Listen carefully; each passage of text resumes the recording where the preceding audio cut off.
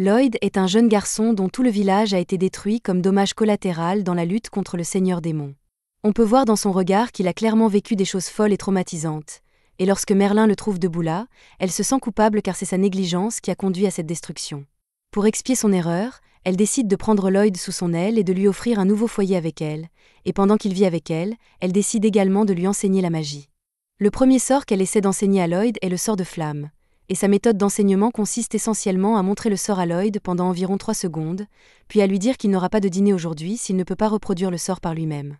Contre toute attente, en soirée, Lloyd parvient enfin à créer une petite flamme dans sa main, mais lorsqu'il la montre à Merlin, au lieu d'être encourageante, elle qualifie son feu de chétif et lui brûle les sourcils avec un mur de flamme pour ne pas l'avoir assez bien fait, mais elle le laisse quand même dîner puisqu'il a appris le sort.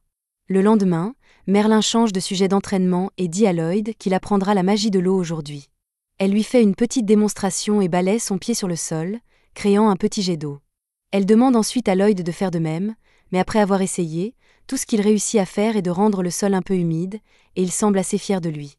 Mais Merlin n'est pas impressionné, alors elle verse une tonne d'eau sur Lloyd pour lui montrer à quoi ressemble la vraie magie de l'eau. Avec le temps, l'entraînement de Lloyd se poursuit, lui faisant de son mieux pour apprendre les sorts et Merlin le punissant pour ne pas les avoir assez bien exécutés. Mais il s'avère que ces méthodes d'entraînement sont en réalité très efficaces, car à l'arrivée de l'hiver, les compétences magiques de Lloyd se sont tellement améliorées qu'il peut désormais créer une sculpture de neige de Merlin d'un mouvement de doigt. C'était un geste attentionné, et Merlin l'apprécie, mais elle ne veut pas briser son personnage, alors elle prend le contrôle de la sculpture de neige et attrape Lloyd avec elle tout en la faisant grandir de 30 pieds pour lui montrer à quoi ressemble une vraie manipulation de la neige. La neige s'effrite ensuite, et Lloyd tombe au sol, mais à ce stade, ils se comprennent bien, donc dès qu'il se sort de la neige, il dit à Merlin qu'il travaillera plus dur sur sa magie, et elle sourit en signe de reconnaissance. Plus de temps passe, et un matin, Merlin est allongé sur son canapé avec une énorme gueule de bois parce qu'elle a trop bu la veille. Lloyd va vérifier comment elle va et lui demande si elle va bien, mais Merlin lui dit qu'elle se sent absolument terrible.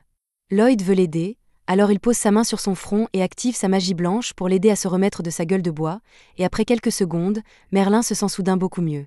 Elle s'assoit et serre Lloyd dans ses bras en le remerciant de l'avoir soigné, mais maintenant qu'elle est sur pied, elle dit qu'il est temps de reprendre son entraînement magique, alors elle traîne Lloyd dehors à nouveau. Les choses continuent ainsi pendant des années, mais un jour, Merlin reçoit un livre par la poste qui l'inquiète beaucoup. Juste à ce moment-là, Lloyd frappe à sa porte pour lui dire que le dîner est prêt, alors elle lui dit qu'elle arrive et commence à ranger le livre.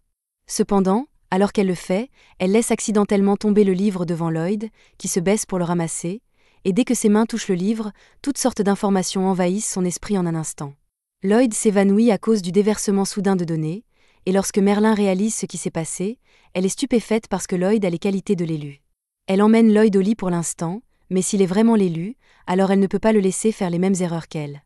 Elle embrasse son front, et une lueur faible reste alors qu'elle lui lance un sort parce qu'elle ne peut pas laisser Lloyd devenir trop confiant dans son pouvoir comme elle l'a été. Le lendemain, l'entraînement de Lloyd continue, et cette fois, Merlin l'emmène dans la forêt pour qu'il puisse pratiquer sa magie blanche.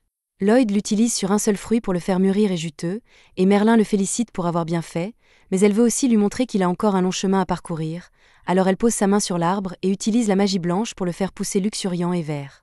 Plus tard dans la nuit, Merlin aide Lloyd à étudier et lui explique qu'il y a des orques qui peuvent utiliser une magie rare pour contrôler des monstres. En lisant, Lloyd remarque quelque chose appelé « magie ancienne ».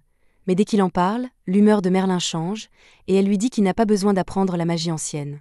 D'autres leçons de Merlin incluent apprendre à invoquer son bâton magique aussi rapidement que possible, mais comme Lloyd ne l'a pas fait assez vite, elle le renverse avec son propre bâton. Elle dit ensuite à Lloyd qu'il ne doit jamais négliger son entraînement, peu importe à quel point il devient puissant, et Lloyd promet de toujours rester diligent.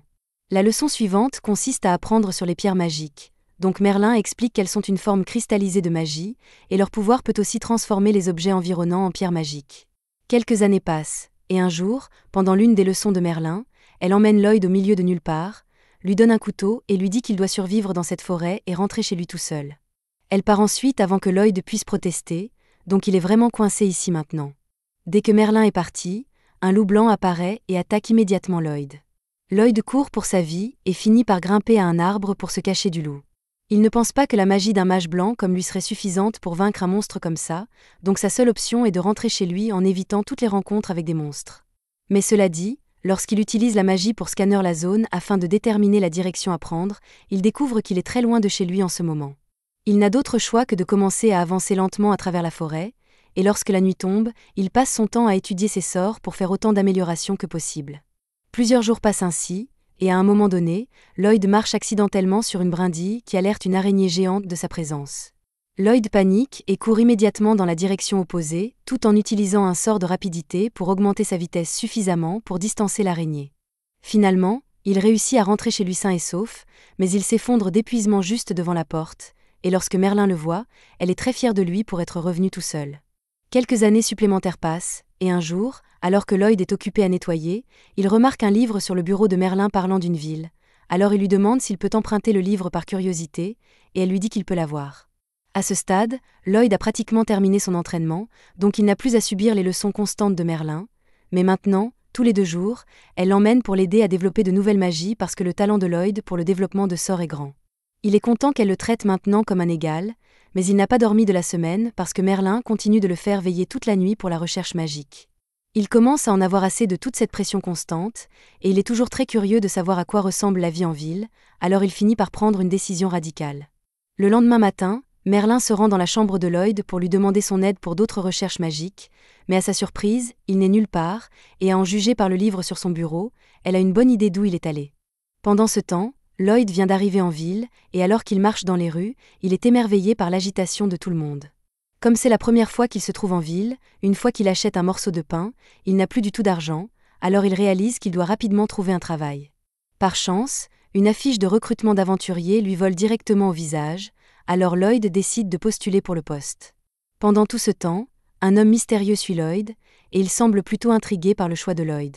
Après s'être inscrit pour rejoindre le groupe d'aventuriers, Lloyd se rend au sommet du château avec son nouveau groupe pour combattre un cyclope géant. Le leader du groupe, Alan, demande à la guérisseuse, Shena, de le soigner, mais juste au moment où Shena s'apprête à le faire, Lloyd lance son sort de buff de stats raffiné, donc tout le monde se sent mieux que jamais. Cependant, personne ne réalise que Lloyd en est à l'origine puisqu'il n'a rien dit. Après le buff, l'archer tire le cyclope dans l'œil, et la chevalière bloque un de ses coups, et elle est honnêtement choquée par la facilité avec laquelle cela s'est passé. Cependant, Alan ne remet pas du tout en question son soudain gain de force et procède à éliminer le cyclope d'un coup, complètement convaincu qu'il a fait par lui-même. Mais la chevalière semble avoir remarqué que Lloyd avait quelque chose à voir avec leur augmentation soudaine de puissance.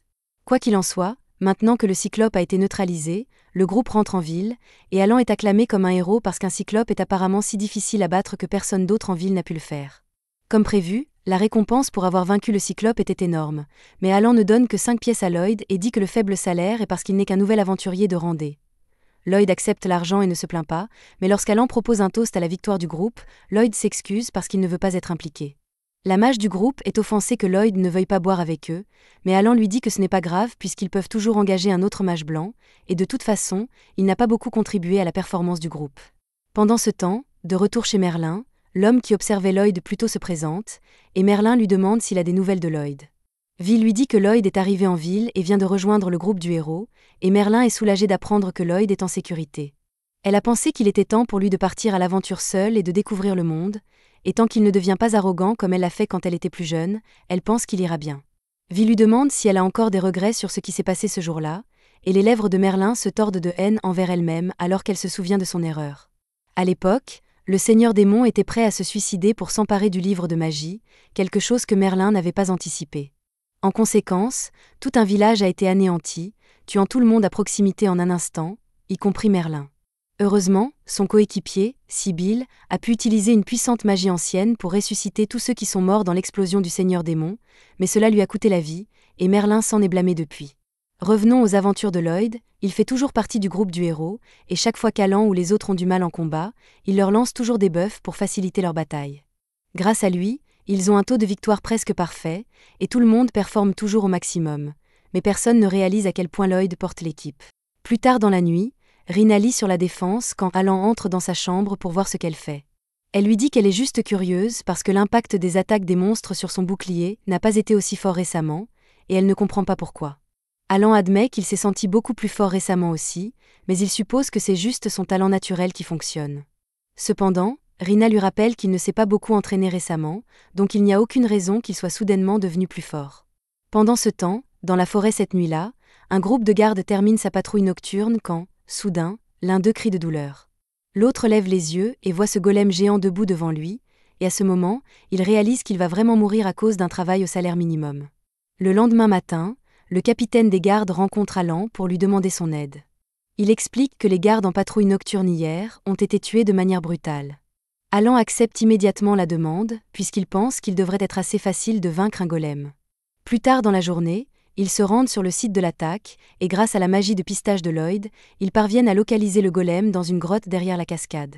Comme Lloyd soutient toujours tout le monde, ils parviennent facilement à vaincre le golem, mais il y a un démon à proximité qui en crée un autre avec les roches du plafond. Lloyd regarde de plus près le démon et réalise qu'il utilise son bâton avec une pierre magique pour contrôler le golem, et les pierres magiques sont très dangereuses, donc il doit prendre les choses en main et agir rapidement avant que quelque chose ne tourne mal.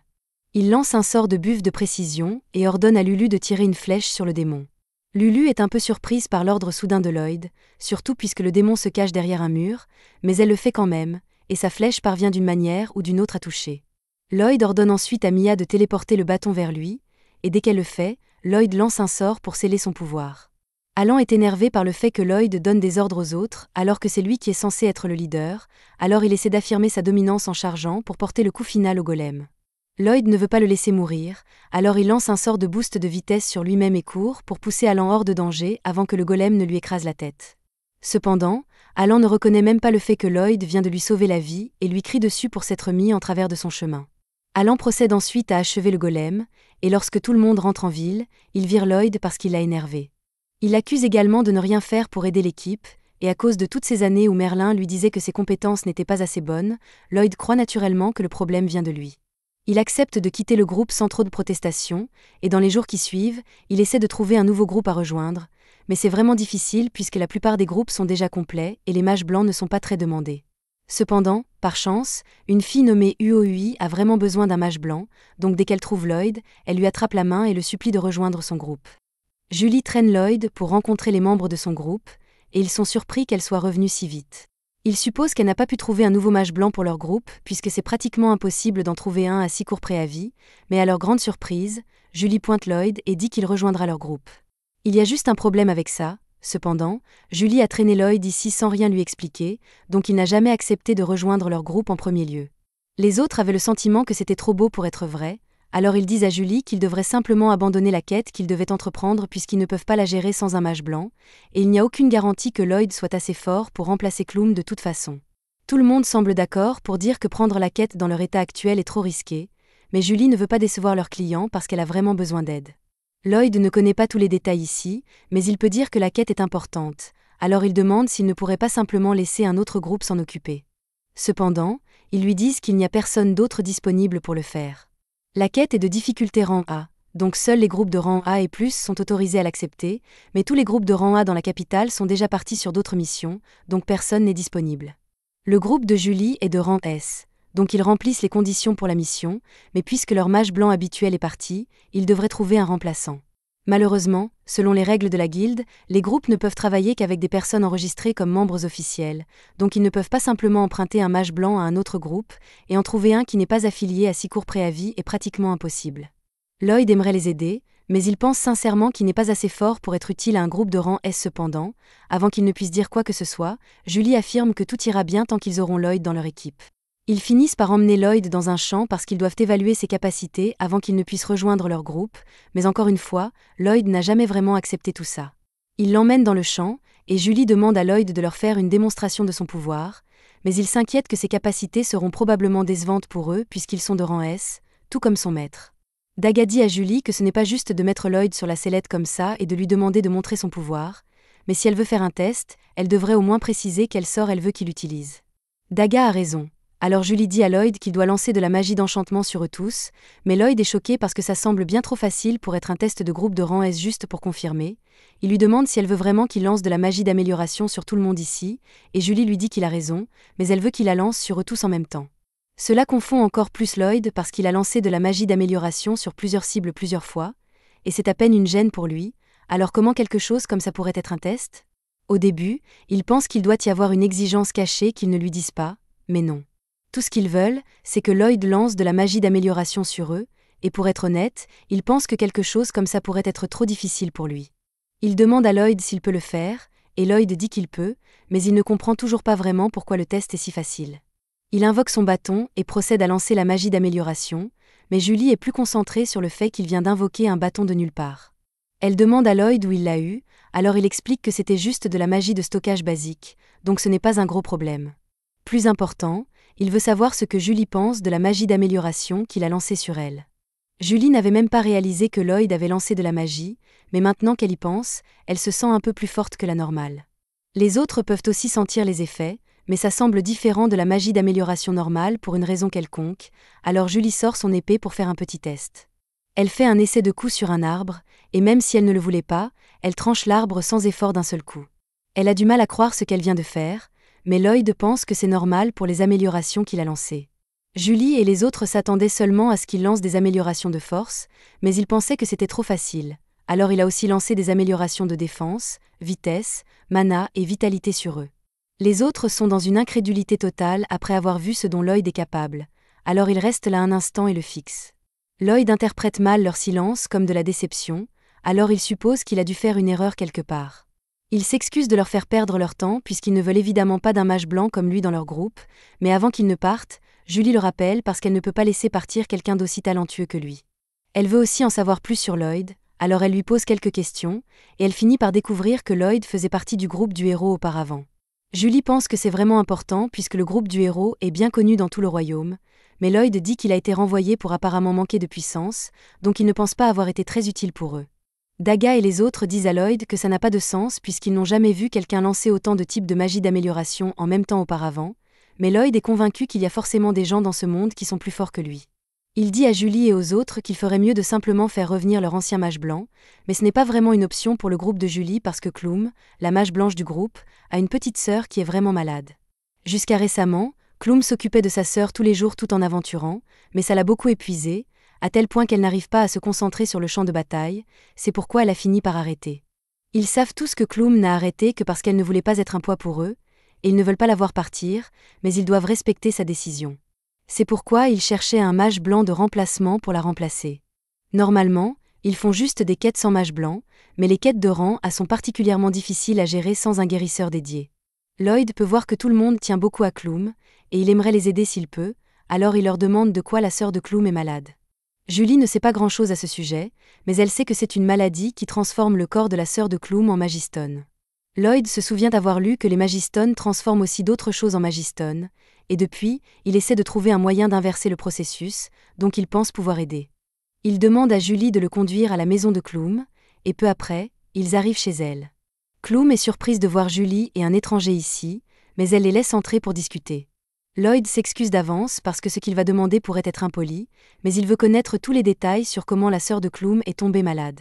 Klum ne voit pas de problème à lui raconter ce qui s'est passé, alors elle explique qu'elle et sa sœur Sylvie avaient l'habitude d'aventurer ensemble tout le temps, mais pendant une quête particulière, Sylvie a été blessée, et elle est inconsciente depuis. Julie demande si c'est un monstre qui a blessé Sylvie, mais honnêtement, Klum n'a aucune idée de ce qui s'est réellement passé parce que Sylvie s'était déjà effondrée au moment où elle a été retrouvée. Lloyd demande quels symptômes Sylvie subit, mais Klum pense que ce serait beaucoup plus rapide de lui montrer ce qui s'est passé. Elle conduit Julie et Lloyd à la porte de la chambre de Sylvie, mais elle les prévient de se préparer parce qu'ils pourraient ne pas être prêts pour ce qu'ils vont voir. Dès que Klum ouvre la porte, Lloyd et Julie sont frappés par une vague de mana désagréable, et tout ça vient de Sylvie. Klum retire les couvertures du corps de Sylvie et révèle que ses bras et ses pieds ont déjà commencé à se transformer. C'est la première fois que Lloyd voit réellement l'effet des magistones sur une personne, et il est choqué par à quel point c'est grave. Le mana de Sylvie est devenu incontrôlable pour une raison quelconque, et ça cause la transformation de son corps petit à petit, donc ce n'est qu'une question de temps avant qu'elle ne soit entièrement consumée par les magistones. Lloyd demande à Klum de le laisser examiner Sylvie puisqu'il a quelque chose qu'il veut essayer, et si son hypothèse est correcte, alors il pourrait la guérir. Klum a du mal à croire que Lloyd pourrait guérir Sylvie, alors que tous les meilleurs guérisseurs du pays n'ont rien pu faire pour elle. Lloyd lui dit que la maladie de Sylvie est probablement le résultat d'une piqûre par des magistones de haute pureté. Il demande à Klum si la grotte où Sylvie a été blessée avait une haute densité de mana, et Klum confirme qu'il a raison.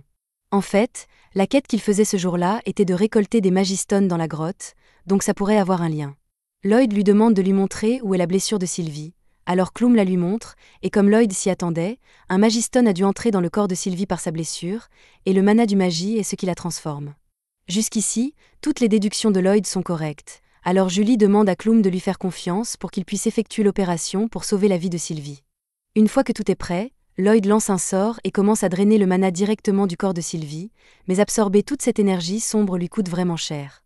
La maladie de Sylvie a été causée par son mana devenant incontrôlable après avoir été affecté par un magistone, donc si Lloyd veut la ramener à la normale, alors il doit retirer autant de mana que possible de son corps, mais il doit aussi s'assurer de ne pas accidentellement la tuer par épuisement de mana, donc il prévoit de la guérir tout en drainant son mana. Il commence à lancer les sorts, mais Clum ne reconnaît pas le sort de guérison que Lloyd vient d'utiliser, alors elle lui demande s'il y a quelque chose de différent à son sujet. Lloyd explique qu'il doit faire quelque chose avec toute l'énergie supplémentaire qu'il obtient du corps de Sylvie, donc il va utiliser un sort de guérison inférieur pour la brûler puisque cette version du sort de guérison consomme beaucoup de mana. Julie ne connaît pas beaucoup le jargon des mages blancs, alors elle demande à Clum si ce que Lloyd fait est impressionnant. Cependant, impressionnant ne commence même pas à décrire ce que Lloyd fait, il utilise un sort qu'il a conçu lui-même. Il lance 2 types de magie en même temps, ce qui est déjà impressionnant, mais il a aussi plus de volonté qu'une personne normale. Alors que Lloyd continue de guérir, la transformation en magistone sur le corps de Sylvie commence à régresser, et quand Lloyd a fini, elle est finalement revenue à la normale. Ça a demandé beaucoup d'efforts, donc Lloyd est essoufflé maintenant qu'il a terminé. Peu après, Sylvie se réveille enfin, et Clum est en larmes en voyant sa petite sœur réveillée et alerte à nouveau. Clum remercie Lloyd et Julie pour tout ce qu'ils ont fait pour elle, mais une fois que Sylvie sera rétablie, elle prévoit de retourner à l'aventure avec elle. Julie est déçue que Clum ne rejoigne pas son groupe, mais elle comprend que Clum doit rester aux côtés de sa sœur, alors elle part dans le couloir et dit au revoir.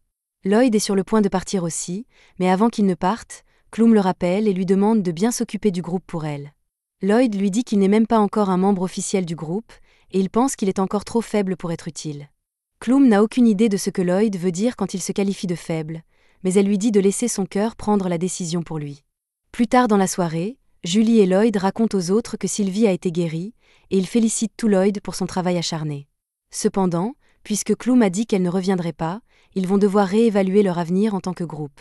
Lloyd en est venu à apprécier tout le monde ici dans le peu de temps qu'il les a connus, et il peut voir qu'ils tiennent vraiment à leurs coéquipiers, contrairement au groupe du héros. Il leur demande nerveusement s'ils voudraient toujours l'accepter comme leur guérisseur, et tout le monde espérait un peu qu'ils finiraient par accepter de les rejoindre, donc c'est une très bonne nouvelle pour leur groupe. Pour célébrer l'arrivée officielle de Lloyd dans leur groupe, Julie lui dit qu'il peut manger autant qu'il veut ce soir parce qu'ils paieront l'addition, et c'est la chose la plus gentille que quelqu'un ait faite pour Lloyd depuis qu'il est arrivé dans cette ville. Il se met à table et commence à dévorer assiette après assiette de nourriture parce que ça a un goût incroyable pour lui, mais les autres ne comprennent pas pourquoi il félicite autant la nourriture parce que c'est assez moyen pour la ville. Lloyd n'arrive pas à croire que des saveurs aussi complexes soient considérées comme moyennes ici, et ça le fait commencer à remettre en question la nourriture qu'il mangeait enfant.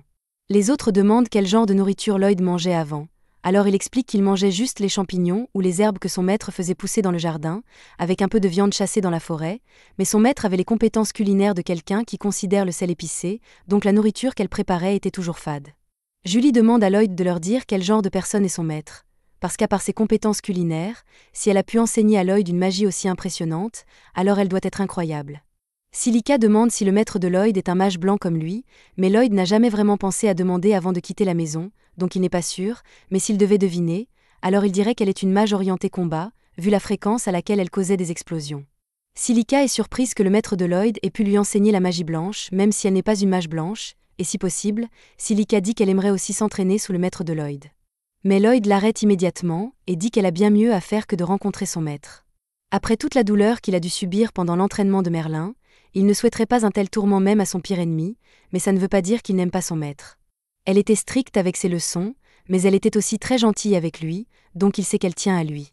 Après leur repas de célébration, Julie rappelle à tout le monde qu'ils doivent encore élaborer une stratégie pour leur mission, mais avant ça, ils devraient probablement expliquer les détails de la quête à Lloyd. Julie sort l'avis de quête, et Daga explique que leur mission est de s'occuper d'une meute de monstres qui ont récemment saccagé des fermes dans la région. Les locaux ne sont pas capables de chasser les monstres par eux-mêmes, et apparemment, il y a plusieurs espèces différentes de monstres voyageant ensemble, ce qui est pratiquement inédit. Avec à quel point le cas est étrange, on ne peut pas dire ce qui pourrait arriver, mais en tant qu'aventurier, Julie croit que c'est leur travail d'aider les gens en danger, et Lloyd est d'accord avec elle. Quant à leur plan d'attaque, Julie et Daga ne seront pas très utiles dans un combat contre une grande foule de monstres, donc ils vont devoir compter sur la magie de zone de Silica pour vaincre les bêtes. Cependant, lancer de la magie sur une grande zone consomme beaucoup de mana, donc Silica s'inquiète de ne pas pouvoir tous les finir, selon la taille de la horde. Julie demande à Lloyd s'il peut utiliser des sorts offensifs, et Lloyd lui dit qu'il en connaît quelques-uns, mais il ne pense pas que les sorts d'un mage blanc comme lui seraient aussi bons que ceux d'une mage de combat comme Silica. Quoi qu'il en soit, ils doivent encore élaborer un plan de bataille, donc Daga suggère que lui et Julie aillent devant pour attirer l'attention des monstres, et une fois que les monstres commencent à les poursuivre, il les attirera tous au même endroit pour que Silica puisse porter un coup final. Quant à Cross, son travail sera de protéger Silica pendant qu'elle lance son sort, et Lloyd sera en charge de la guérison et de la magie de soutien. Silica est un peu excitée de recevoir le soutien de Lloyd puisqu'elle sait que ses améliorations sont incroyablement fortes, mais Lloyd ne comprend toujours pas pourquoi tout le monde pense autant de bien de lui. Au début, Julie pensait que Lloyd était juste modeste, mais maintenant elle réalise qu'il ne comprend vraiment pas à quel point il est fort, alors elle lui dit qu'il devrait avoir un peu plus confiance en ses compétences. Lloyd lui rappelle qu'il a été renvoyé du groupe du héros pour manque de puissance, donc il ne peut pas être si génial, et le groupe ne comprend toujours pas quels idiots pourraient appeler Lloyd faible. Ils lui disent qu'ils ont pleinement confiance en ses capacités, et Lloyd est heureux de l'entendre. Une fois la réunion de stratégie terminée, ils sortent tous et conviennent de se retrouver demain matin pour commencer leur mission. Ils commencent tous à marcher vers l'auberge ensemble, mais Daga remarque que Lloyd marche dans la direction opposée, alors il va lui demander où il va. C'est un peu gênant, mais Lloyd admet qu'il n'a pas assez d'argent pour se payer une auberge, donc il a dormi sous le pont depuis qu'il est arrivé en ville. Daga refuse de laisser son nouvel ami dormir sous un pont, alors il tend à Lloyd un sac de pièces et lui dit de le prendre. Lloyd essaie de refuser l'offre puisqu'il ne veut pas accepter de l'argent gratuit, mais Daga lui dit qu'il devrait juste considérer ça comme un prêt à court terme et qu'il peut le rembourser une fois qu'il aura sa part de la récompense pour la mission. Lloyd est extrêmement reconnaissant, alors il promet de travailler dur pour rembourser le prêt, et Daga lui dit de se dépêcher et de venir à l'auberge. Cette nuit-là, Lloyd dort dans un lit pour la première fois depuis un moment, et il est incroyablement reconnaissant que ses coéquipiers soient des gens si gentils. Le lendemain matin, Lloyd et les autres se rassemblent devant la maison de Julie en préparation pour la mission, et une fois que Julie est prête, elle sort pour les rejoindre. Cependant, quand elle voit tout le monde debout sans sac, elle est confuse puisque des missions comme celle-ci nécessitent beaucoup de bagages. Les autres expliquent que Lloyd les a en fait aidés et a utilisé sa magie de stockage pour porter tous leurs sacs afin qu'ils n'aient pas à les transporter. Lloyd propose de faire la même chose pour Julie, et une fois que son sac est stocké, elle le remercie pour l'aide parce que porter ses sacs rend toujours les voyages si difficiles. Lloyd dit qu'il peut leur apprendre à utiliser la magie de stockage s'ils veulent puisque ce n'est pas si complexe, mais les autres n'avaient aucune idée que c'était même possible pour des « gens normaux » comme eux de le faire. Lloyd explique que tout le monde naît avec au moins un peu de mana, donc il devrait être possible d'apprendre la magie de stockage, bien que ça prenne beaucoup de pratique pour augmenter la capacité de stockage de son sort. Même si leur espace de stockage ne sera pas aussi grand que celui de Lloyd, ça serait toujours utile d'apprendre, alors il demande à Lloyd de leur apprendre, et il dit qu'il en serait ravi. Peu après, ils commencent leur voyage, et en traversant les plaines, ils finissent par arriver à la frontière de la nation des démons. Les démons se font discrets pour l'instant, donc les choses sont assez paisibles, mais qui sait quand ils pourraient essayer de conquérir ce continent à nouveau. Pendant ce temps, dans la forêt, il y a un homme encapuchonné en train de pratiquer un vaudou clairement maléfique, et ça va certainement causer des problèmes plus tard.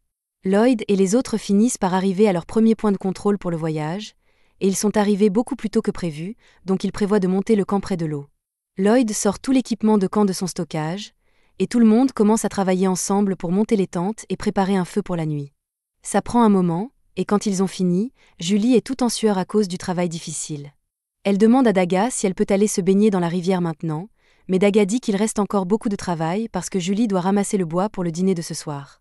Cependant, Lloyd dit qu'il est prêt à ramasser le bois pour Julie, alors elle le remercie et attrape Silica et l'emmène pour qu'elle puisse se baigner ensemble. Peu après, Lloyd est dans la forêt en train de ramasser du bois sec, et une fois qu'il en a assez, il se prépare à retourner au camp. Mais juste à ce moment, il entend un cri venant de l'eau à proximité. Julie et Silica se baignaient, comme elle avait dit, mais elles ne s'attendaient pas à tomber sur un basilic dans l'eau ici. Pour empirer les choses, elles sont actuellement sans armes, donc si Lloyd ne fait rien rapidement, elles vont se faire manger. Il glisse le long de la falaise et lance une petite boule de feu pour attirer l'attention du monstre, et pendant qu'il est distrait, il dit à Julie et Silica de nager vers la rive. Il sort ensuite leurs armes du stockage et les leur lance, tout en lançant simultanément de la magie de renforcement sur elles. Et maintenant qu'elles sont prêtes à combattre, Julie saute et tranche une des têtes du basilic d'un seul coup. Silica crie alors à Lloyd et Julie de se mettre à couvert parce qu'elle s'apprête à lancer une boule de feu, alors ils sautent tous les deux sur le côté, et Silica lance une explosion qui incinère le reste du basilic d'un seul coup. Silica est choquée par la puissance de feu qu'elle vient de produire puisqu'elle n'a jamais pu faire ça avant, et Lloyd a oublié de mentionner qu'il lui avait lancé un sort d'amélioration plus tôt, donc Silica n'a aucune idée de ce qui s'est passé. Aussi, à un moment donné, La serviette de Julie tombe de son corps juste devant Lloyd, mais elle préfère ne pas en parler. De retour au camp, pour se changer les idées, Lloyd décide de commencer à apprendre à tout le monde à utiliser la magie de stockage, et il leur dit essentiellement qu'ils doivent utiliser leurs mains pour ouvrir un trou dans l'espace afin de stocker leurs affaires. Ce n'est pas du tout aussi facile que Lloyd l'a fait paraître, mais ils décident d'essayer quand même. Sans surprise, aucun d'eux n'arrive à le faire fonctionner, et Lloyd pense que c'est parce qu'il est un mauvais professeur, mais Dagal assure que ses explications étaient parfaites. Ça va juste prendre un moment pour qu'ils comprennent puisqu'ils sont débutants. C'est alors que Silica a une idée brillante d'incanter « stockage ». Et quand elle le fait, son espace de stockage s'ouvre réellement, donc les autres réalisent leur erreur. Ils ont essayé de lancer le sort en silence, puisque c'est ce que Lloyd fait toujours, mais ils ne sont pas Lloyd. Ils essaient tous de le faire avec des incantations cette fois, et finalement, ils arrivent tous à faire fonctionner leurs espaces de stockage, bien qu'ils aient encore besoin d'un peu de pratique. Plus tard dans la nuit, après que tout le monde a dîné, Lloyd est assis près du feu quand Julie vient lui parler. Elle dit à Lloyd qu'elle veut le remercier d'avoir rejoint le groupe, mais Lloyd dit que ce n'est pas nécessaire puisqu'il cherchait un groupe à rejoindre de toute façon. Julie se sent encore un peu coupable parce qu'elle l'a un peu forcé, mais Lloyd sait qu'elle n'était insistante que parce qu'elle avait hâte de terminer cette quête. En parlant de ça, Lloyd lui demande pourquoi elle est si personnellement investie dans cette quête parce qu'il trouve ça étrange qu'elle n'ait aucun lien avec la zone attaquée. Julie explique que ça lui rappelle sa ville natale parce que quand elle était enfant, son village a été attaqué par des monstres. Elle était la seule survivante de l'incident, et ça lui a laissé un traumatisme à vie, donc elle ne peut pas rester les bras croisés pendant que la même chose arrive à un autre village. Juste à ce moment, Lloyd entend un bruit étrange à proximité, alors il dit à Julie d'aller réveiller les autres parce qu'ils doivent bouger. Quelques instants plus tard, un grand groupe d'araignées de taille moyenne traverse la forêt, et au début, le groupe réussit à rester caché pour éviter une confrontation. Mais ensuite, Julie marche accidentellement sur une brindille, alertant toutes les araignées de leur présence. Ils sortent tous leurs armes et se préparent à combattre, mais presque immédiatement, une des araignées arrive à s'emparer de la baguette de Silica et la jette dans un arbre pour qu'elle ne puisse plus lancer de sort d'attaque. La situation devient sérieuse, donc Lloyd prend les commandes et dit à tout le monde qu'il a un plan. D'abord, il lance de la magie d'amélioration sur tout le monde pour les renforcer et envoie Julie retenir les araignées. Ensuite, il demande à Cross d'aller récupérer la baguette de Silica dans l'arbre. Une fois la baguette de retour dans les mains de Silica, Lloyd dit à Silica et Cross de combiner leurs attaques pour finir les araignées. Le plan de Lloyd a parfaitement fonctionné, et il est content que tout le monde soit en sécurité, mais il s'inquiète d'avoir peut-être outrepassé ses limites en criant des ordres comme ça. Lloyd s'excuse d'avoir donné des ordres alors qu'il n'est pas le leader, mais personne n'en a quelque chose à faire puisque Lloyd est compétent, donc ses ordres étaient en fait très utiles. Et pour être honnête, ils apprécieraient qu'ils prennent le commandement la prochaine fois qu'ils se retrouvent dans une situation comme celle-là. Le lendemain matin, tout le monde plie son équipement de camp, et après avoir tout rangé, ils se préparent à continuer leur voyage. Cependant, Lloyd est perdu dans ses pensées parce qu'il ne peut pas se débarrasser de l'impression que leur rencontre avec ces araignées la nuit dernière n'était pas une coïncidence. Au cours des prochains jours, Lloyd prend sur lui de monter la garde au cas où quelque chose de similaire se produirait, mais les autres commencent à s'inquiéter car ce n'est pas sain pour lui de continuer à veiller si tard. Il propose de reprendre des tours de garde, mais Lloyd leur dit qu'il est parfaitement bien comme ça puisqu'il a l'habitude de veiller tard. Après tout, avec ses compétences médiocres, c'est la seule façon dont il estime pouvoir contribuer à l'équipe. Ce n'est absolument pas vrai, et tout le monde le sait, mais même après tout le temps qu'ils ont passé à essayer de convaincre Lloyd que ses compétences sont extraordinaires, il reste complètement inconscient. Alors, Silica lui dit d'abandonner le sujet pour l'instant afin qu'il puisse dormir un peu, mais avant de partir, elle supplie Lloyd de ne pas trop se pousser. Le lendemain matin, le groupe poursuit son voyage, et Julie s'inquiète du manque de confiance de Lloyd. Alors, lorsqu'elle le voit lancer un sort silencieusement, elle s'approche pour lui demander ce qu'il fait. Lloyd explique qu'il lance simplement un sort de détection simple pour voir s'il y a des monstres à proximité, mais il n'y a rien de simple là-dedans. La magie de détection est si rare que Julie n'a jamais rencontré personne capable de l'utiliser, mais pour Lloyd, ce n'est même pas quelque chose qui mérite d'être mentionné. Il dit que sa portée de détection n'est même pas si grande, juste quelques kilomètres, mais il pense que ce serait plus sûr s'il utilisait la magie de détection périodiquement pour le reste du voyage afin de s'assurer que la zone est sûre. Julie convient que l'utilisation de la magie de détection rendrait leur voyage beaucoup plus sûr, mais elle craint que faire utiliser à Lloyd quelque chose d'aussi impressionnant que la magie de détection si fréquemment ne soit un peu trop lourd pour lui. Elle demande s'il y a quelque chose qu'elle peut faire pour l'aider, mais Lloyd lui dit qu'il peut s'en occuper seul, donc son aide n'est pas nécessaire. Plus tard dans la nuit, Lloyd reste éveillé pour monter la garde à nouveau, et pendant qu'ils sont dans leur tente, Julie et Silica commencent à se demander si Lloyd ne leur fait pas confiance ou quelque chose du genre. Elle sait que Lloyd est très capable, Mais jusqu'à présent, il a refusé de compter sur aucun de ses coéquipiers, même s'ils sont censés être des compagnons. Silica ne pense pas que ce soit vraiment quelque chose qui doit inquiéter, car il est naturel que les gens prennent un certain temps à s'habituer à leurs coéquipiers. En fait, lorsque l'équipe s'est formée, Julie et Silica se parlaient à peine, mais avec le temps, leur lien s'est renforcé et elles sont devenues de grandes amies. Le cas de Lloyd est un peu différent puisqu'il semble penser qu'il est faible pour une raison quelconque, alors il essaie désespérément de se prouver même si ce n'est pas le cas. Il y a probablement une raison pour laquelle il agit comme il le fait, et elle est sûre que Lloyd finira par s'ouvrir à eux s'il lui donne assez de temps. Pendant ce temps, à l'extérieur, Lloyd est toujours occupé à monter la garde lorsque Daga s'approche de lui et dit qu'il a une faveur à lui demander. Il a besoin que Lloyd vienne l'aider avec quelque chose, et Lloyd dit qu'il serait heureux de l'aider, mais il ne se sent pas à l'aise à l'idée d'abandonner son poste de garde nocturne. Cross s'approche alors et dit qu'il peut s'occuper de la garde pendant que Lloyd est absent, alors Lloyd finit par accepter d'aller avec Daga. Il s'enfonce un peu plus dans les bois, et Daga installe un système complexe de carillons le long des arbres. Lloyd demande à quoi cela sert. Alors Daga explique que les carillons les alerteront si des monstres approchent, ce qui signifie que Lloyd n'a plus besoin de veiller toute la nuit maintenant. Lloyd commence à protester puisqu'il ne pourra pas utiliser sa magie de détection pendant qu'il dort, alors Daga lui demande s'il lui fait vraiment si peu confiance. Lloyd le nie immédiatement, mais d'après la façon dont il a agi récemment, il semble certainement qu'il ne fait pas confiance au groupe. Il insiste toujours pour éclaireur seul et refuse que quiconque fasse la garde nocturne ou l'aide. Lloyd assure à Daga qu'il fait définitivement confiance au groupe, mais pendant des années, Merlin lui a dit qu'il devait apprendre à tout faire de manière indépendante, et le premier groupe qu'il a rejoint après être arrivé dans la capitale l'a traité d'inutile, alors il a pensé qu'il devait se pousser pour leur être utile. Daga ne pense pas que Lloyd soit un fardeau du tout, mais même s'il retardait un peu l'équipe, cela ne le dérangerait pas. La raison pour laquelle ils ont formé l'équipe en premier lieu était pour qu'ils puissent compter les uns sur les autres pour s'aider, mais Lloyd n'avait littéralement jamais envisagé l'idée de compter sur les autres. Alors c'est une révélation massive pour lui. Daga se demande quelle sorte de torture Lloyd a dû subir pour en arriver là, mais pour l'instant, il dit qu'il devrait simplement dormir un peu. Les deux retournent au camp, et Cross monte la garde pendant que Lloyd et Daga dorment un peu dans la tente. Lloyd n'est pas habitué à l'idée, mais avoir de vrais compagnons semble agréable, alors il veut essayer.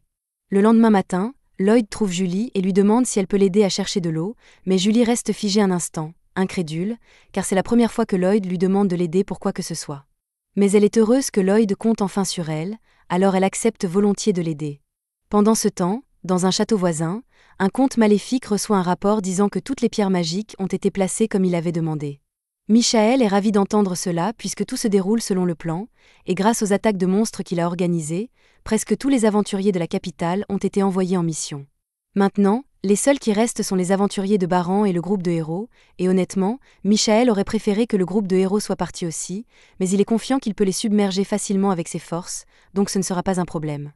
De retour dans la forêt, Lloyd et les autres continuent d'avancer, mais Julie commence à avoir un mauvais pressentiment à propos de cet endroit. C'est étrangement calme ici, et les autres trouvent bizarre qu'ils n'aient rencontré aucun monstre depuis qu'ils sont entrés dans cette partie de la forêt. Julie demande à Lloyd s'il a quelque chose à voir avec l'absence étrange de monstres, mais Lloyd lui dit que le seul sort qu'il a lancé est la magie de détection, et cela ne repousse pas du tout les monstres. Cela signifie que quelque chose d'autre doit effrayer les monstres, alors Lloyd augmente la portée de sa magie de détection pour voir s'il peut comprendre ce que c'est. Après avoir scanné pendant quelques secondes, il repère enfin quelque chose, alors il dit à tout le monde qu'il y a une horde de monstres à environ 2,5 km devant. Selon la carte, c'est la direction de la ferme vers laquelle il se dirigeait, mais avant d'en parler, Julie demande à Lloyd de scanner sérieusement tout dans un rayon de 2 km. Lloyd confirme, et il ne pense toujours pas que c'est quelque chose de spécial, mais les autres lui disent que c'est plus de 10 fois la distance que même les mages les plus talentueux peuvent utiliser. Lloyd ne savait pas que 2 km était si impressionnant, mais il ressent instinctivement le besoin de minimiser son accomplissement, alors il dit à tout le monde que 2 km sont à peu près son maximum et que cela consomme beaucoup de mana, donc il ne peut pas le faire souvent, mais cela ne le rend pas moins impressionnant. Julie est vraiment frustrée par la densité de Lloyd quand il s'agit de reconnaître son propre pouvoir, mais ils ont une mission à gérer maintenant, donc ils devront lui faire entendre raison plus tard. Ils arrivent finalement à la ferme, mais même s'ils ont été prévenus de la quantité de monstres à l'avance, les voir en personne est terrifiant. Le grand nombre de loups supérieurs mis à part, Lloyd se souvient que le rapport disait qu'il y avait plusieurs types de monstres dans la horde, alors il se demande où sont passés les autres. Les autres sont d'accord avec lui puisqu'ils savent pertinemment qu'il devrait y avoir des monstres dans la forêt qui sont plus forts que les loups ici, donc il n'y a aucun moyen que les loups aient pris le dessus si un combat avait éclaté. Lloyd demande à Julie si elle sait où est le propriétaire de la ferme, mais elle dit qu'elle n'est pas sûre. La demande disait quelque chose à propos du propriétaire qui s'est blessé et qui reste avec son fils en ville. Juste à ce moment, Cross remarque quelque chose d'étrange dans la ferme. Alors il dit aux autres de regarder, mais ils ne voient rien parce que leur vision n'est pas aussi bonne que celle de Cross. Lloyd ne peut pas non plus voir ce qu'il y a là-bas, alors il lance un sort d'amélioration sur ses yeux, et maintenant il peut repérer la pierre sinistre assise au milieu de la ferme. Il lance également le sort de vision amélioré sur les autres, et ils sont tous d'accord pour dire que la pierre semble être une mauvaise nouvelle, mais d'après ce que Lloyd peut dire, il pense que cela pourrait être de la magie de minerai. Merlin lui a dit un jour que la magie de minerai est capable de contrôler les monstres, donc quelqu'un doit utiliser cette pierre magique pour tous les attirer ici.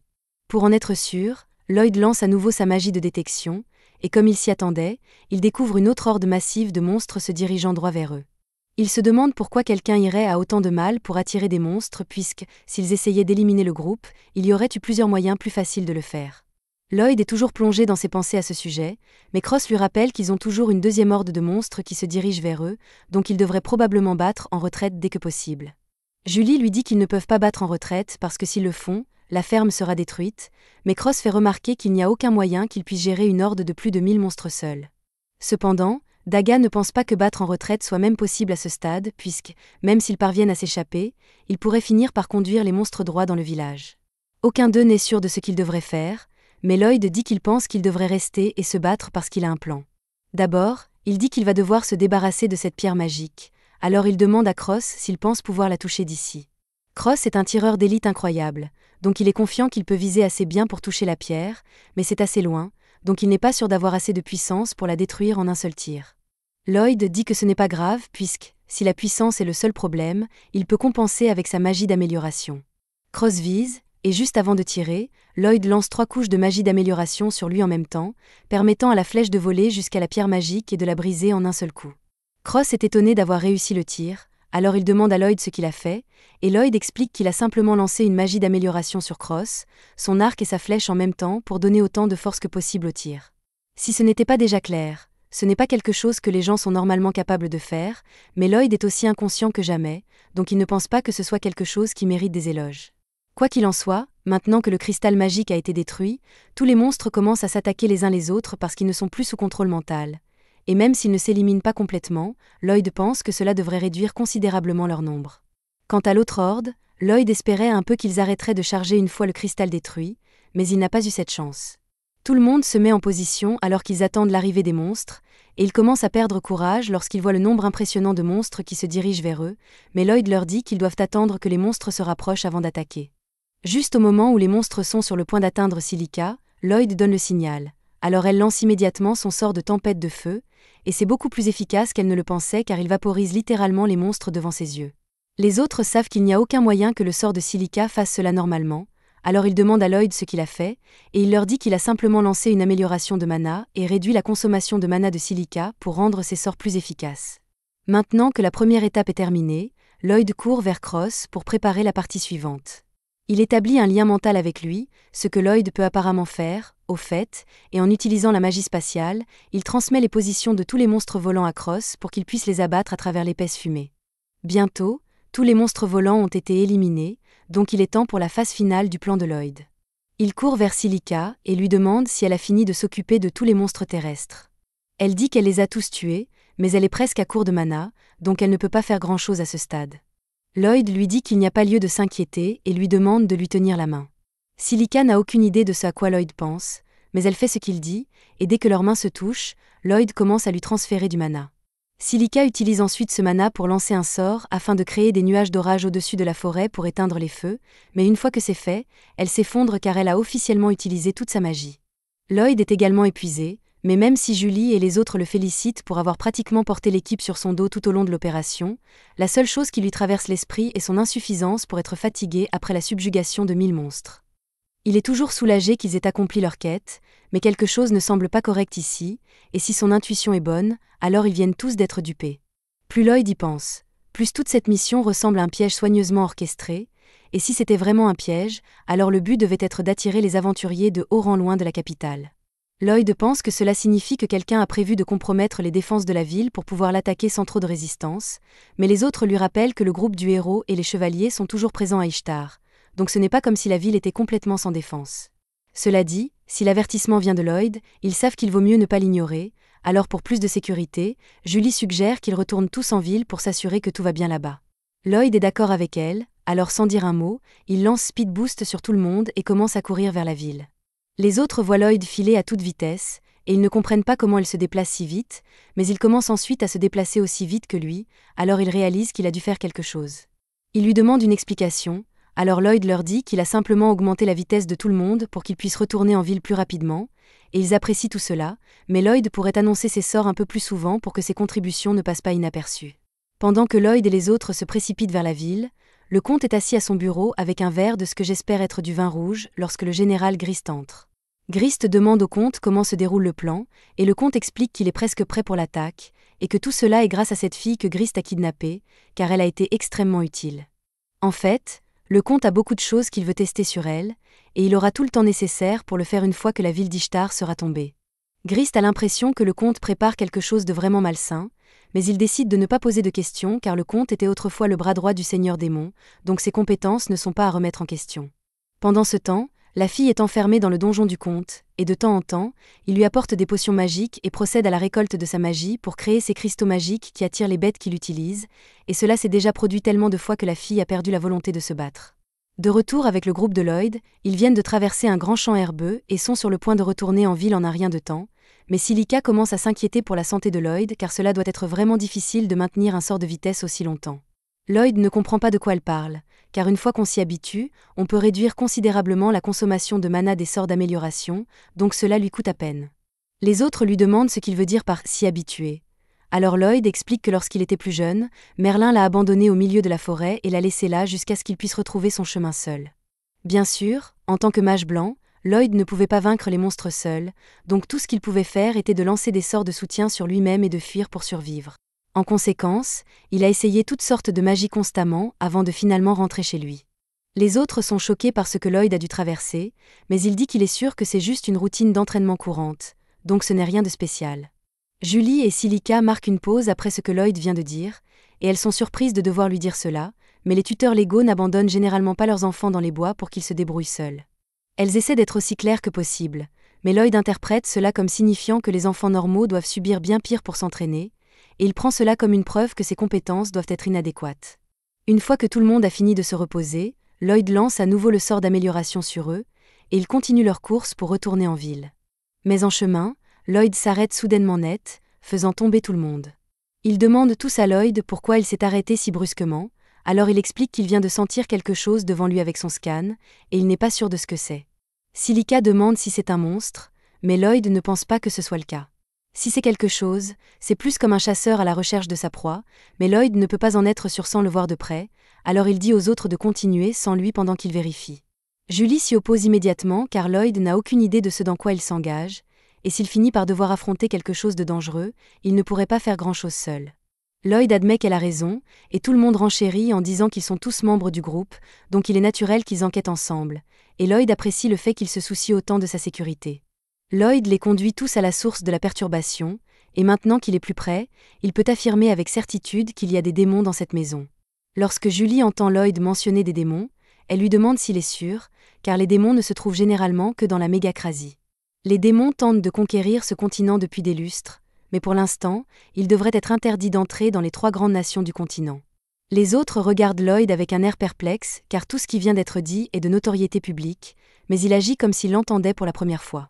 Lloyd est un peu gêné de mentionner cela, mais il admet qu'il n'a aucun souvenir de son enfance. En fait, son premier souvenir remonte au jour où Merlin l'a recueilli, et à ce moment-là, la guerre était déjà terminée. Quoi qu'il en soit, s'il y a vraiment des démons ici, Daga pense qu'il devrait aller le signaler au chevalier de la ville dès que possible, et Lloyd est d'accord, mais avant cela, il aimerait recueillir un peu plus d'informations. Les autres lui disent qu'il serait trop risqué de s'approcher davantage maintenant, et Lloyd est conscient des dangers, mais le mana qu'il sent provenir de cette maison est similaire au mana du cristal magique qui a attiré tous ces monstres, donc il est logique que les démons à l'intérieur soient liés au cerveau derrière le complot pour attaquer la ville. Si c'est le cas, alors Lloyd pense que recueillir plus d'informations vaut le risque, et Julie est d'accord avec lui, alors elle convainc les autres que c'est leur devoir en tant qu'aventuriers de protéger les gens, et les démons constituent certainement une menace pour les gens. De plus, s'ils ont de la chance, ils pourraient peut-être empêcher l'attaque sur Ishtar s'ils arrêtent les démons ici, alors autant essayer. Cependant, lorsqu'ils s'approchent de la fenêtre de la maison et regardent à l'intérieur, ils sont choqués de constater qu'elle est complètement vide. Lloyd fait un autre scan pour être sûr de l'emplacement, et il se rend compte que les démons sont sous terre, et ils ont l'air de préparer quelque chose de mauvais. Alors il demande à Silica si elle peut utiliser la magie de terre, car c'est la seule façon pour eux de descendre là-bas. Silica confirme qu'elle peut utiliser la magie de terre, alors Lloyd lance un sort d'amélioration sur tout le monde, et elle utilise son sort Sandpit pour former un trou dans le sol, les faisant tomber sur le rituel des démons. Les démons sont tous choqués et confus, alors ils demandent qui sont les intrus, mais Julie pointe son épée vers le visage d'un des démons et le menace de le tuer s'il ne leur dit pas ce qu'il prépare. Cependant, avant que quoi que ce soit ne se passe, un autre démon intervient et utilise la magie de terre pour envoyer des roches volées vers Julie, la forçant à détourner son attention assez longtemps pour que le démon s'échappe. Il court devant le démon qui l'a sauvé, et peu après, Cross tire sur l'un des démons dans la poitrine, alors le premier se dirige droit vers la porte, abandonnant tous ses amis, et court dans le couloir en verrouillant la porte derrière lui pour que Julie ne puisse pas le suivre. Les démons qui ont été laissés derrière essaient de s'approcher d'elle pendant qu'elle est occupée avec la porte, mais Cross intervient et tire sur les deux dans les cuisses, permettant à Julie de les abattre facilement. Maintenant que tous les démons ici ont été neutralisés, tout le monde se regroupe et se prépare à poursuivre le dernier démon. De l'autre côté de la porte, le démon utilise la magie pour envelopper la fille dans un cocon afin de la transporter hors d'ici. Cependant, Julie et les autres brisent bientôt la porte, alors il fait demi-tour et tente de fuir. Ils le poursuivent tous dans les escaliers et à l'extérieur, mais à ce rythme, il pourrait vraiment s'échapper. Alors Lloyd demande à Julie de courir devant le démon pour le couper, tandis qu'il demande à Silica et Daga de venir sur les côtés pour l'encercler. Finalement, le démon n'a nulle part où fuir, alors Lloyd lui dit de se rendre car il a beaucoup de questions pour lui. Cependant, le démon refuse d'abandonner, et dans un dernier acte de désespoir, il lance un sort de foudre dans l'espoir d'éliminer le groupe, mais Lloyd le voit venir. Alors il lance des boucliers magiques sur tout le monde pour le dévier, et le dernier éclair finit par transpercer le démon dans la poitrine, donc c'en est fini de lui. Avec le démon mort, Lloyd prend le contrôle du cocon et le déroule, mais il est choqué de trouver une fille bête à l'intérieur. Pour l'instant, ils la ramènent tous à la cabane et la mettent au lit pour qu'elle puisse se reposer, mais avec tous les démons morts, ils ne peuvent pas les interroger pour obtenir des réponses, donc la seule qui pourrait savoir quelque chose est cette fille, et elle n'a pas l'air de se réveiller de sitôt. Daga demande à Lloyd s'il peut la guérir, alors Lloyd dit qu'il va essayer, levant son bâton au-dessus de son corps pour commencer le processus de guérison. Silica est émerveillée par l'efficacité de la magie de guérison de Lloyd, alors Lloyd leur dit tranquillement qu'il y a apporté quelques améliorations pendant son temps libre. Julie veut être aussi claire que possible ici, alors elle dit à Lloyd que la plupart des aventuriers ne sont pas capables d'améliorer les sorts du tout. En fait, il est presque inouï que les gens modifient même leurs sorts, donc ce que Lloyd a fait est vraiment incroyable. Lloyd n'avait aucune idée que bidouiller les sorts était une compétence si extraordinaire, car Merlin le forçait souvent à l'aider à peaufiner ses sorts, mais au moins il comprend suffisamment le point de Julie pour ne pas minimiser son talent cette fois. Peu après, la fille commence à bouger dans le lit, et dès que ses yeux s'ouvrent, Julie commence à la bombarder de questions car il y a beaucoup de choses qu'elle veut savoir. La fille a à peine le temps de répondre à toutes les questions, mais elle parvient à dire à Julie que son nom est Claire, donc ils font des progrès. Lloyd décide de s'occuper des questions à partir de maintenant, alors il demande à Claire si elle sait pourquoi elle a été emprisonnée par les démons. Claire reste silencieuse, alors Lloyd change de sujet et lui dit qu'ils sont tous des aventuriers venus ici pour sauver une ferme qui était attaquée par des monstres. Les monstres étaient tous attirés par un cristal magique au milieu de la ferme, et Lloyd pouvait sentir de la magie de bêtes en provenir. Il se souvient avoir appris que certains peuples bêtes possèdent une magie capable de contrôler les bêtes, alors il veut savoir si la magie qui contrôlait les monstres venait de Claire. Claire hésite un moment, mais elle finit par admettre que sa magie est ce qui alimente ses pierres magiques. Pendant ce temps, de retour en ville, quelques gardes viennent de tomber sur l'une des pierres magiques que le démon a placées à proximité, mais il est trop tard pour faire quoi que ce soit, car des monstres ont déjà commencé à apparaître, et il ne faudra pas longtemps avant que toute la ville ne soit envahie. Pendant ce temps, en ville, Allen est frustré car il essaie de trouver un remplaçant à Lloyd, mais tous les mages blancs qui ont postulé peuvent à peine lancer 2 sorts à la fois, alors que Lloyd pouvait en lancer 5 facilement. Rina tente de lui expliquer que Lloyd était peut-être un cas particulier, mais Allen refuse de le croire, car sa fierté l'empêche d'admettre qu'il avait tort. Au lieu de cela, il en arrive à la conclusion que tous les mages blancs de la ville doivent être encore plus inutiles que Lloyd, et qu'il faut donc continuer à recruter jusqu'à ce qu'il trouve quelqu'un d'utile. À ce moment-là, un membre de la garde impériale entre dans la pièce et apporte de mauvaises nouvelles. Il informe le groupe que des monstres ont été aperçus à l'extérieur de la ville, qu'ils sont plus de 10 000 et que le roi souhaite que le groupe de héros aide à défendre la ville. Allen pense toujours que lui et son groupe sont les plus forts qui soient, il accepte donc la mission sans trop y réfléchir. Voyant à quel point Allen est détendu face à la situation, le garde pousse un soupir de soulagement, car il doit vraiment savoir ce qu'il fait, mais attention, spoiler, il n'a absolument aucune idée de ce qu'il fait. Une fois le garde parti, Shayna demande à Allen s'il est sûr de lui, car 10 000 monstres, c'est beaucoup pour eux seuls, mais Allen ne s'en inquiète pas. Il est beaucoup plus préoccupé par la gloire qu'il gagnera une fois qu'il aura rempli la demande royale, s'imposant comme la personne la plus forte de tout le royaume. Mais rien qu'en l'écoutant parler, les autres peuvent déjà deviner que cela ne se terminera pas bien pour eux. Pendant ce temps, dans la forêt, Lloyd et Claire viennent de localiser la deuxième vague de monstres.